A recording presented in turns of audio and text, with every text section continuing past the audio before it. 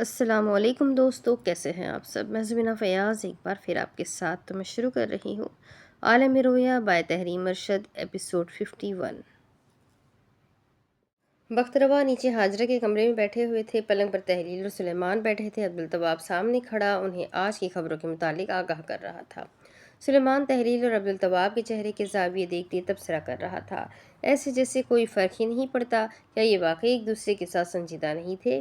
اسے دکھ ہوا تھا۔ پھر اس نے سوچا، پر دونوں کے لیے اچھا ہو گیا۔ جو باجو سدھر گئی، باؤ بھی سدھر گیا، اور کیا چاہیے؟ لیکن اس کا بھاؤ اٹھا۔ باجو لڑتی کیوں ہے اور روتی کیوں تھی؟ لڑتی کیوں تھی اور روتی کیوں تھی؟ اس لیے کیونکہ اسے اسی خاندان میں رہنا تھا۔ پھر عاقب سے کر لیتی شادی۔ کیا باجو واقعی کھلنڈری تھی؟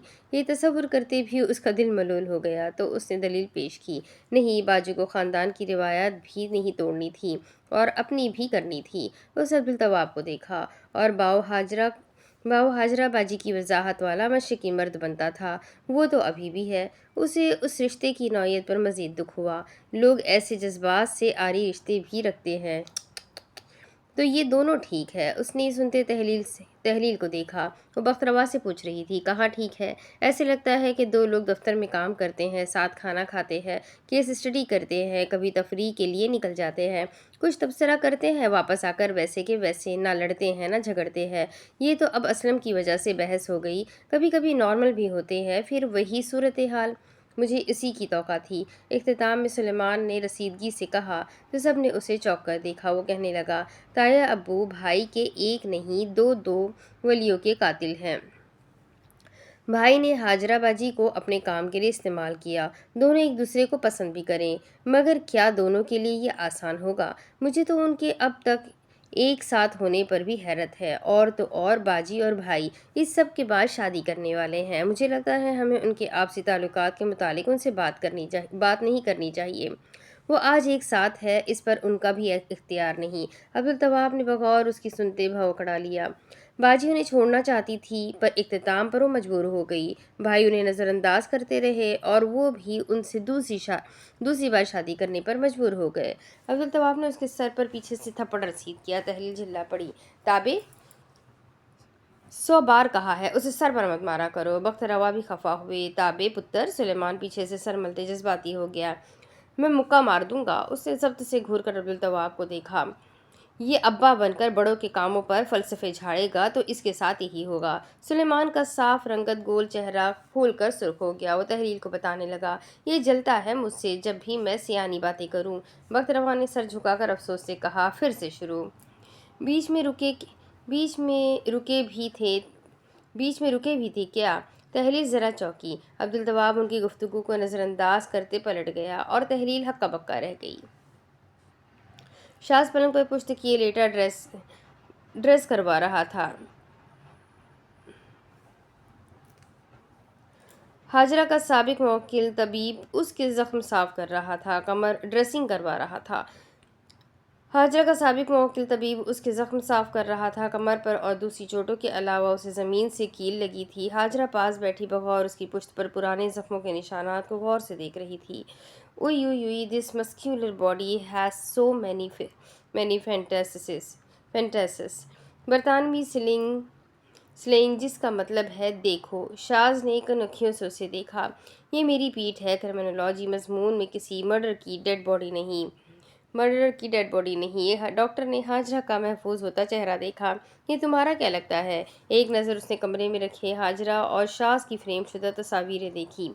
شاز مرہم لگنے پر آنکھیں میچ کر ضبط سے بولا، شادی ہونے والی ہے ہماری۔ حاجرہ نے ساتھ ہی کہا، یہ میری ڈاکٹری کا سبجیکٹ بھی ہے۔ شاز نے سر اٹھا کر غصے سے اسے دیکھا اور اس نے محفوظ ہوتے طنزاً پوچھا، لگ رہا ہے نا انٹرسٹنگ۔ اس نے اس کی پشت کی دائیں جانب نشان دیکھا، جب میں نے تمہارا کیس لیا تھا تب مجھے ان نشانات میں کوئی دلچسپی نہیں تھی، پر اب معائنہ کر رہی ہوں۔ وہ پروسیکیوٹر کے دلائل یاد کر رہی تھی جب وہ عدالت میں شاز کے زخموں کے نشانات پیش کر رہے تھے۔ یور آنر، یہ ملزم کے سابقہ زخموں کے نشان ہیں، جنہیں دیکھ کر صاف واضح ہوتا ہے ملزم کا تعلق کن بدمعاش قسم کے لوگوں میں ہوتا ہے۔ Your owner. حاجرہ اٹھ کھڑی ہوئی۔ پروسیکیوٹر نے اسے دیکھا، قابل پروسیکیوٹر کو کوئی حق نہیں پہنچتا وہ اپنے قیاس کی بنا پر میرے موکل کے زخموں کے نشانات سے انہیں بدمعاش یا گنڈا ثابت کرے۔ پروسیکیوٹر ضبط سے اسے دیکھ کر خاموش ہو گئے۔ حال میں اس نے اپنے سابق موکل کو دیکھا۔ تمہیں پتہ ہے کرمنالوجی میں ہم کٹ اور اس کی شدت دیکھ کر کرمنل کی دماغی صلاحیت کو جانچتے ہیں۔ طبیب کا موڈ بے حد خراب تھا۔ حاجرہ نے اس کی بیوی کے ساتھ ڈیٹ میں خلل پیدا کر کے اسے وہاں بلوا لیا تھا۔ وہ اب اس کی دائیں پشت پر لہر میں کٹا داغ دیکھ رہی تھی۔ یہ ڈیفنس میں ایک بار مارا گیا ہے۔ شاز بیزاری سے آنکھیں موند کر لیٹا یاد کر رہا تھا۔ ایک آدمی برق کی مانند تاریک سرنگ سے تیزی سے باہر نکل رہا تھا اور وہ اس کے پیچھے آ رہا تھا۔ چہرے پر سورج کی سنہری کر دینے والی روشنی گری تو اس کی آنکھیں چندھیائی۔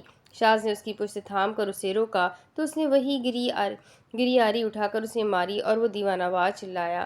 اس کی آنکھیں کھلی۔ حاجرہ اس داغ کو پوری توجہ سے دیکھتے انگلی منہ میں دبائے کہنے لگی، ایک ہی اسٹروک ہے، لگ رہا ہے کسی قیدی یا مفرور نے مارا ہے۔ طبیب نے کہا، بس اٹھ جائیں۔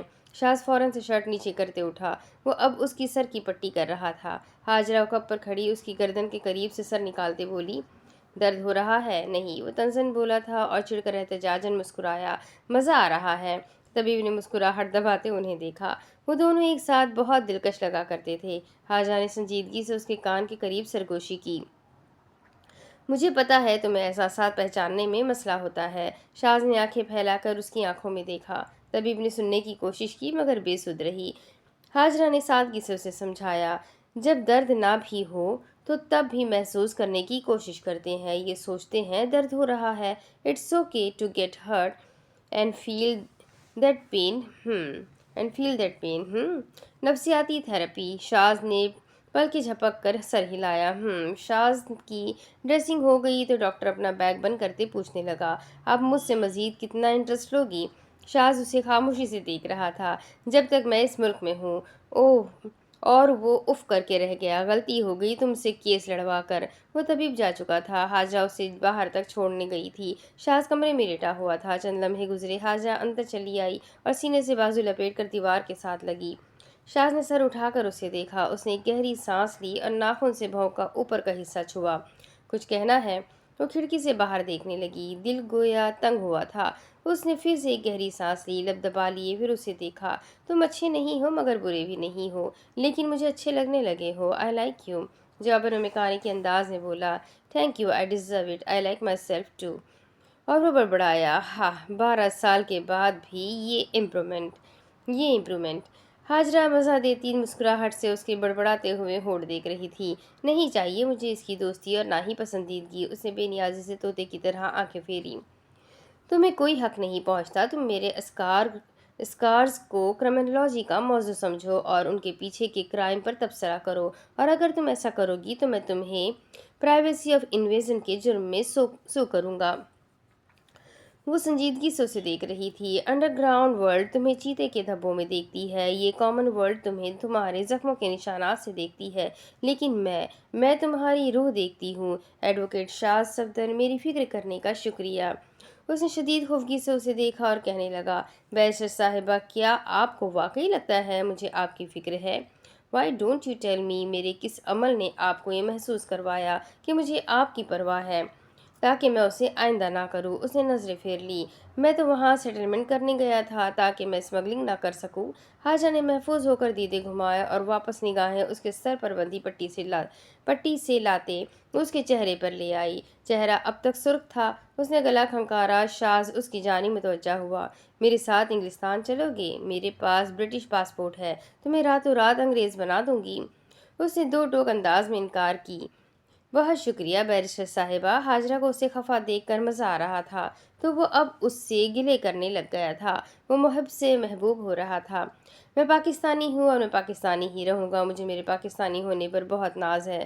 حاجرہ نے بحث کرنا چاہی، یہاں خطرہ ہے اور آج تمہیں ڈیمو کلاس مل چکی ہے۔ Risk sorry sweet, I love taking risk, after all I'm a risk taker. جواباً حاجرہ نے کہا، بٹ یو ہیٹ سویٹس۔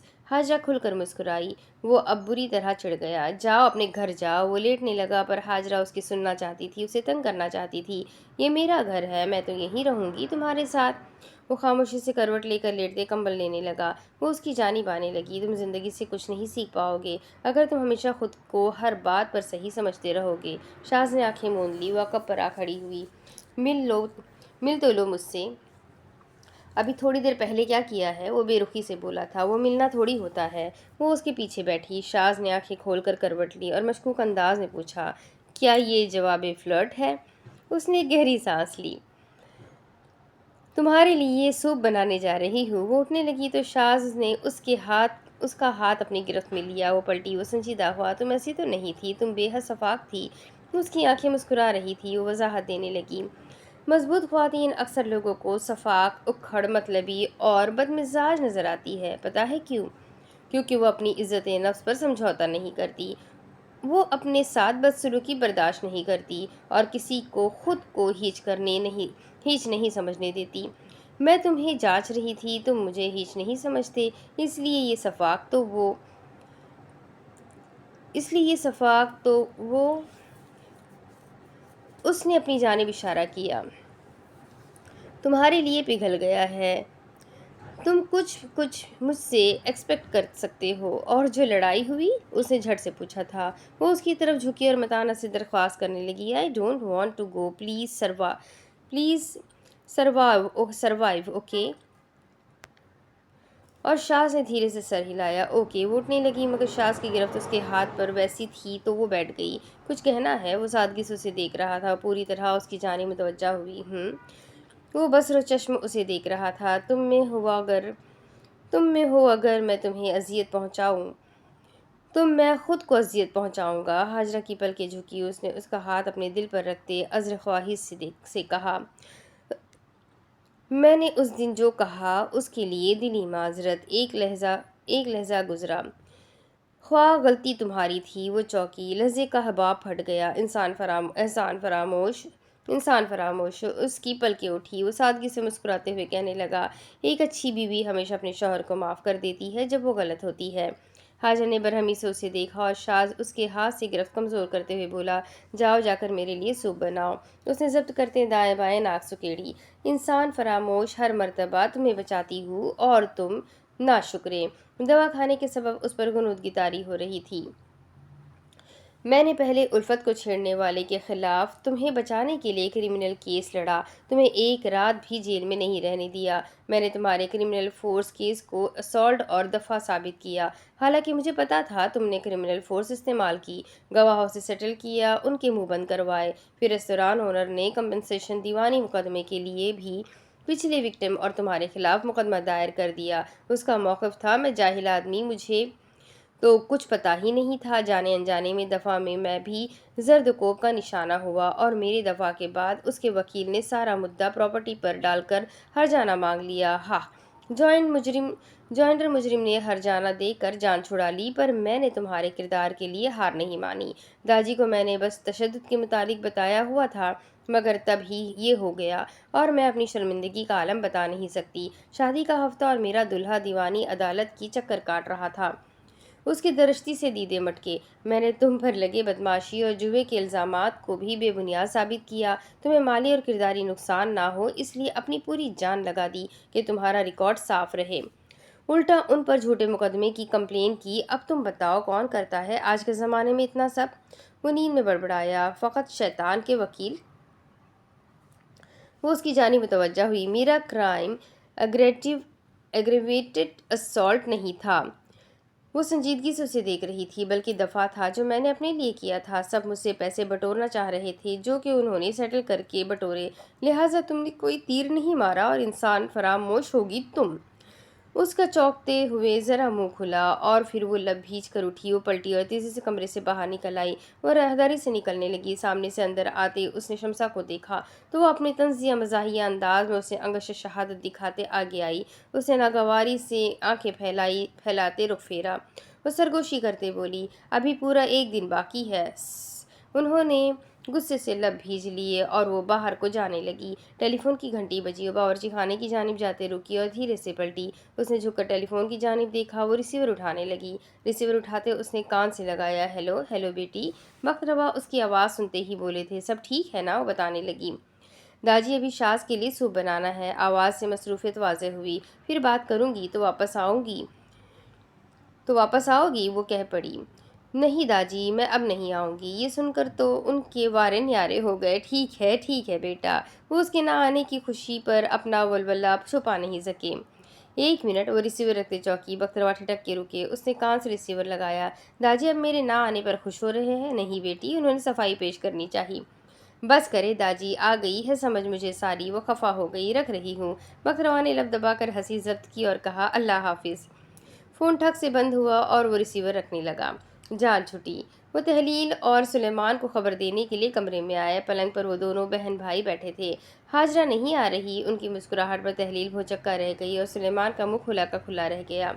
अभी शुक्राने के नफिल पढ़ूंगा। अल्लाह का लाख लाख शुक्र, मेरा अब्दुल तवाब सीधा हो गया। मेरी हाजरा का घर बस गया। तहलील का चेहरा उतरने लगा। बख्तरवा ने उसकी झुकती हुई पलकें देखी तो फौरन से आगे चले आए। तुम रंजीदा मत हो। सुलेमान ने आंखें फैलाकर बगौर बहन को देखा। तुम्हारा शौहर आएगा तब भी नवाफिल अदा करूंगा। वो उसके पास बैठने लगी। तुम्हारा शौहर बहुत अच्छा इंसान है। इस मोहल्ले का बच्चा बच्चा उसकी शराफत की गवाही देता है। फिर भी वो इश्तेहारी हो गया। तहलील की आंखें नम हो गई। फिर भी उसके साथ ये हो गया। आंख से आंसू टूटे। सुलेमान ने उसका चेहरा साफ किया पर आंसू टूट रहे थे।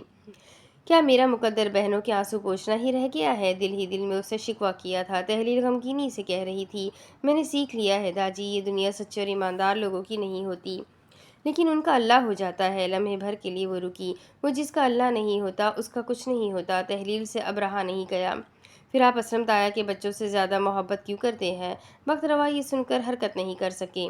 सुलेमान को बुरा लगा था। उसने बख्तरवा का चेहरा देखा। चेहरे के जावियों पर दिलगीरी के आसार वाज़ेह थे। अब वो क्या वजाहत देते? असलम की औलाद को तवज्जो इसलिए देते थे कि कहीं वो ये ना सोचे दादा भांजी की औलाद से मोहब्बत ज़्यादा करते हैं। अब असलम की औलाद को राज़ी करने लगे तो इस्लाम की औलाद शिकवा करने लगी थी। इंसान को कितना राज़ी कर ले, कोई ना कोई कमी रह जाती है। अगर कमी नहीं होती तो इंसान की कमियां कमी पैदा कर देती है। हम कभी बेक वक्त में सबको राज़ी नहीं कर पाते। हमारी कमियां हमसे कभी लोगों को राज़ी नहीं होने देती। यह हमें कहीं ज़ेर कहीं हेज कर ही देती है। वो दिल का गुबार निकाल रही थी। दाजी, क्या मेरे से इतनी बड़ी गलती हो गई है कि उसे आप लोग माफ़ नहीं करेंगे? मुझे पता है अब मुझे ख़ानदान में कोई नहीं पूछेगा, क्योंकि मैंने ख़ानदान और हमारे फ़िरक़े से बाहर शादी कर ली है। मगर दाजी, क्या गलती सिर्फ मैंने की है? हाजरा बाजी ने भी तो ऐसी ही गलती की थी। फिर उसे क्यों माफ़ कर दिया सबने? इसलिए क्योंकि उसका शौहर दाऊ दाजी का पोता हो गया। बख्तरवा कुछ नहीं कह सके। अब मुझे अम्मा की तमाम फ़िक्रें समझ आ रही है। वो क्यों मेरे लिए परेशान रहती है। आप सब अब मेरे साथ फ़र्क करेंगे, मुझे सब छोड़ देंगे। नहीं मेरी बच्ची। बख्तरवा का दिल तड़प गया था। सुलेमान ने आंसुओं का दूसरा रेला साफ किया। वो भीगी पलकें झुका कर बैठी थी। मैंने रानी से बात की थी। हाजरा और शाज भी लाहौर गए थे। उसने कहा है वो तुम्हें नहीं छोड़ेगी। वो तुमसे मिलेगी और तुम्हारी और रजब की मदद भी करेगी। बस कर दे दाजी। वो मनफी होने लगी। करना होता तो मामू दरमियान में नहीं बोलते। उसने जुकाम होने के सबब नाक सुकेड़ी। सबको शाज भाई और हाजरा की पड़ी है। उन्होंने बहुत कुछ बर्दाश्त किया है। बख्तरवा ने रिश्तों में पैदा होती दरारों को दलाइल से भरना चाहा। अब जाकर उनकी ज़िंदगी में कुछ सुकून आया है। वो इसके मुस्तहिक है बेटी। हाजरा और शाज के लिए इन्हिसार करने वाला कोई नहीं था, पर तुम्हारे और रजब के लिए वो दोनों है। तो मैं क्या करूँ दाजी? है तो। वो तल्खी से बोल पड़ी। शाज भाई की वजह से ये सब हुआ है। शाज भाई को रजब की सारी गलतफहमियां क्लियर करनी चाहिए थी। और बाजू को जब सब पता चल गया था तो वो भाई के खिलाफ बोली क्यों नहीं? मुझसे गफलत हुई, पर वो संभालना चाहते तो संभाल सकते थे। बख्तरवा रसीदगी से कहने लगे, बेटा फरार तो रज्जब ही हुआ था ना। जब शाज ने कहा था तुम घर जाओगी तो फिर तुम क्यों भागी? यही तो कह रही हूँ ना दाजी। शाज भाई ने क्लियर क्यों नहीं किया? वो मजबूर था। सबको शाज भाई ठीक लगते हैं। आखिर कोई उनकी गलतियां क्यों नहीं देखता? कोई उनको गलत क्यों नहीं कहता? उन दोनों मियाँ बीवी से जो हो सका उन्होंने किया है। वो दोनों बहुत अच्छे हैं। बहुत ख्याल है उन्हें तुम्हारा। और पता है अच्छा इंसान कौन होता है? अच्छा इंसान वो होता है जो आने वाले वक्त में खुद को इतना काबिल बना लेता है ताकि वो किसी और के लिए वो कर सके जो वो अपने लिए ना कर सका। और हाजरा और शाज बिल्कुल ऐसे हैं, जिस सब से गुजरे हैं किसी और को गुजरते नहीं देखना चाहते। شاز ہی نے تمہارے سسرال والوں کی گلی میں امن کیا ہے، ورنہ پولیس آئے دن پریشان کرتی تھی اور عبدالتواب نے بھی کم نہیں کرنی تھی۔ یہ تو کوہ نور نے اسے سنبھال لیا۔ کوہ نور، اس کا نام سنتے اسے غصہ آیا۔ اس کا تو نام ہی نہ لے داجی، سلیمان نے جھٹ سے کہا۔ باجو بری نہیں ہے اس کے ساتھ، وہ غصے سے چلائی۔ بس! سلیمان نے جذباتی ہو کر بخت روا کو دیکھا تو انہوں نے پلکیں جھپک کر اطمینان رکھنے کا اشارہ کیا۔ وہ دوست نہیں، آستین کا سانپ ہے، سانپ جس نے میری عزت مجھ سے چھین لی، میرا تماشا بنا دیا، اپنے مقصد کے حصول کے لیے میری عاقب سے منگنی تڑوا دی اور پیچھے سے سب کو اپنا گرویدہ کر لیا۔ اللہ کرے وہ کبھی خوشیاں نہ دیکھ سکے۔ بخت روا خوف سے اسے ہاتھ دکھانے لگے۔ بیٹا، اتنے بڑے بول مت بولو، وہ بھی بہت دکھی ہے۔ دکھا دل کسی اور کا دل نہیں دکھاتا۔ داجی، میں اسے دوست سمجھ کر دل کا حال سناتی رہی، پر اس نے مجھے سبق دے دیا۔ باتونی آدمی میں اور سوراخ والے گھڑے میں کچھ باقی نہیں رہتا۔ اس نے مجھے بھی خالی کر دیا داجی۔ آنکھ سے آنسو قطار در قطار ٹوٹ رہے تھے۔ تحلیل کا غم و غصہ کسی صورت کم نہیں ہو رہا تھا، بلکہ بڑھتا ہی جا رہا تھا۔ اس نے یہاں سب کا خیال رکھا ہی اس لیے تھا تاکہ وہ عبدالتواب کو پھنسا سکے۔ بیٹا، ایسے اوچھے بول نہیں بولتے۔ مگر وہ تڑپ تڑپ کر رونے لگی۔ میں نے تو ہر چیز پر قناعت کر لی تھی، لیکن رجب مجھے چھوڑ کر چلا گیا۔ اس نے سر جھٹکتے تڑپتے ہوئے سسکی لی۔ سلیمان کراہت سے اس کا سرخ آنسوؤں سے مرطوب چہرہ دیکھ رہا تھا۔ ہاجرہ، عبدالتواب اور تحلیل، تینوں کا محبت میں انجام دیکھ کر اس نے ٹھان لی تھی، میں کبھی شادی نہیں کروں گا، میں کبھی محبت نہیں کروں گا۔ ساری زیادتیاں میرے نصیب میں ہی کیوں لکھی گئی ہے داجی؟ میں نے ایسے کون سے گناہ کر دیے ہیں؟ سب کو ہاجرہ اچھی لگتی ہے، کسی کو میں کیوں اچھی نہیں لگتی؟ میں بے وقوف ہوں اس لیے؟ مجھے دنیا کی سمجھ نہیں؟ کیا کم عقل لوگ انسان نہیں ہوتے؟ کیا ان کی وقت نہیں ہوتی؟ بخت روا اس کا سر تھام کر ہلانے لگے۔ میری بھولی لالی، اس کی بھیگی پلکیں اٹھی، آنسو تھمے۔ جس کے پاس عقل اور ہنر نہ ہو، اس کی نیکیاں اور اس کا اخلاق اسے بچاتا ہے، دنیا میں بھی اور آخرت میں بھی۔ تمہیں گلہ ہے تمہارے ساتھ زیادتیاں کیوں ہوئی؟ زیادتیوں میں کیا حکمت عملی ہے؟ زیادتی تو نواسہ رسول کے ساتھ بھی ہوئی، وہ شہید ہو گئے، اب بتاؤ کیا حکمت ہے اس میں؟ وہ شہید ہو گئے پر ان کا نام آج بھی ہے۔ وہ راست بازی کے لیے لڑے، تم بھی سچائی اور حق کے لیے لڑو، اپنی اخلاقیت کو برقرار رکھو، اللہ تمہاری زیادتیوں کو آنے والوں کے لیے مثالی کہانی بنا دے گا۔ ہاجرہ، شاز اس بددیانت نظام سے لڑ رہے ہیں، اور تم اور رجب اس دوغلے معاشرے کی من گھڑت ممانعت سے، تم دونوں میں کوئی زیر نہیں، کوئی ہیچ نہیں۔ سلیمان نے لب کھولے۔ اس سے مجھے ایک مثال یاد آ رہی ہے۔ بخت روا اسے دیکھتے مسکرا کر بولے۔ بولو۔ تحلیل مسلسل رونے کے سبب تھکان سے اسے دیکھ رہی تھی۔ اس نے ایک گہری سانس لی۔ انسانوں کے معیار کے درجے نہیں ہوتے، نہ ان کے چناؤ ہوتے ہیں، چناؤ عہدوں کے ہوتے ہیں۔ انسان استحالی ہوتے ہیں، پرچوں کے ان سوالات کی طرح جن کے نمبر برابر ہوتے ہیں۔ انسان بھی ایسا ہے، یہ چنا نہیں جاتا، یہ استحالی ہوتا ہے۔ بخت روا حیرت زدہ بیٹھے اسے دیکھ رہے تھے۔ شکریہ سلیمان، تحلیل نے اسے ساتھ لگایا، تب کی اب وہ مسکرائی تھی۔ کسی نے اسے حرام کا کہا، کسی نے ناجائز داشتہ کی اولاد، لیکن میں کہتی ہوں وہ سلیمان تھا، وہ صرف سلیمان تھا، شر کے پہلوؤں سے امن تلاش لانے والا سلیمان، یعنی امن کا بندہ۔ اس نے اپنے نام کا اثر لیا تھا۔ سلیمان علیہ السلام وہ تھے جو اپنے فیصلوں سے امن کیا کرتے تھے۔ سلیمان وہ تھے جنہوں نے کم عمری میں داؤد علیہ السلام کی عدالت میں حق فیصلہ سنا کر انہیں بڑی آزمائش سے نکال دیا تھا۔ سلیمان وہ تھے جو سلیمان الحکیم کے نام سے جانے جاتے ہیں۔ نام شخصیات پر اثر کرتے ہیں، یہ بڑی گہرائی سے اثر کرتے ہیں۔ راولپنڈی میں گہری سرد رات چھائی تھی۔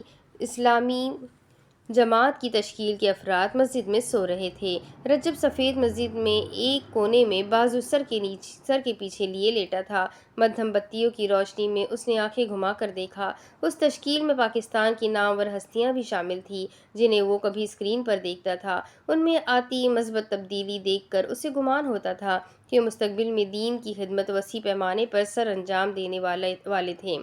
اس نے اب دائیں جانب بیٹھے نوجوان کو دیکھا۔ وہ اسی کا ہم عمر تھا، چمکتے چہرے پر داڑھی، وہ تسبیح نکال رہا تھا۔ اسے یاد تھا جب وہ پہلے دن وہاں آیا تھا، تب وہ بہت رو رہا تھا۔